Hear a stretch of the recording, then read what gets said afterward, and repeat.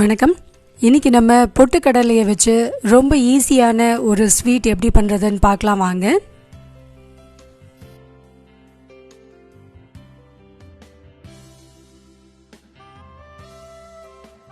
இப்போ ஒரு மிக்ஸி ஜார்ல 1 கப் அளவுக்கு பொட்டுக்கடலையை 2 ஏலக்காய் சேர்த்து நல்ல ஒரு ஸ்மூத்தான பவுடரா அரைச்சி எடுத்துக்கலாம்.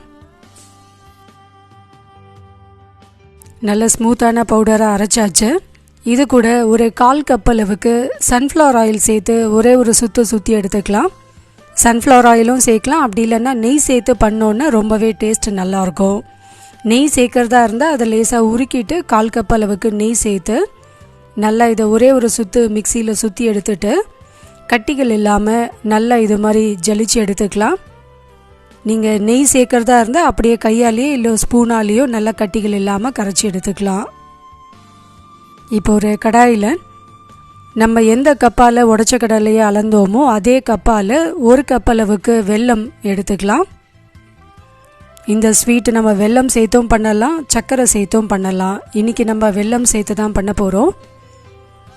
1 கப் அளவுக்கு தண்ணி சேர்த்து இதை நல்லா கொதிக்க விட்டு தூசிகள் இல்லாமல் நல்லா வடிகட்டி எடுத்துட்டு இதை நல்லா கொதிக்க விடலாம்.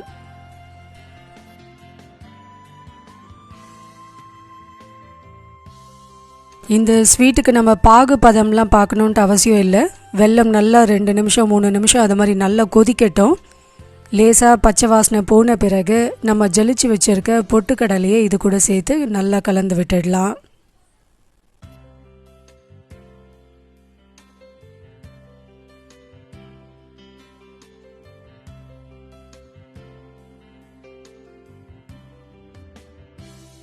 வெல்லம் நல்லா கொதிக்க ஆரம்பித்த பிறகு அந்த பொட்டுக்கடலையோட பச்சை வாசனையும் போயிடும்.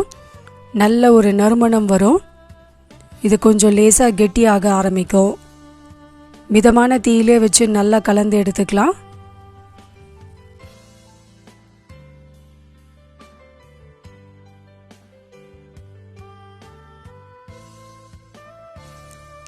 இப்போ இது பார்த்திங்கன்னா சலசலப்பெல்லாம் அடங்கி நல்ல ஒரு கெட்டியான கன்சிஸ்டன்சிக்கு வரும்.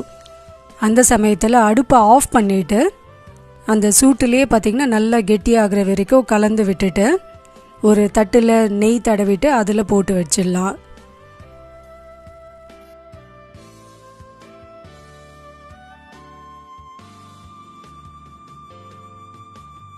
இது கொஞ்ச நேரம் ஆறட்டும். நல்லா கை பொறுக்கிற சூடு வந்த பிறகு இதை நல்லா சின்ன சின்ன உருண்டைகளை உருட்டி எடுத்துட்டு நமக்கு தேவையான டிசைனை இதில் போட்டுடலாம். நான் இப்போ ஒரே ஒரு உருண்டையில் மட்டும் டிசைன் போடுறேன். இது மாதிரி ஒரு ஸ்டெய்னர் வச்சு தலைக்கீழே வச்சு நம்ம ப்ரெஸ் பண்ணோன்னா நல்ல ஒரு ஃப்ளவர் டிசைன் மாதிரி கிடைக்கும்.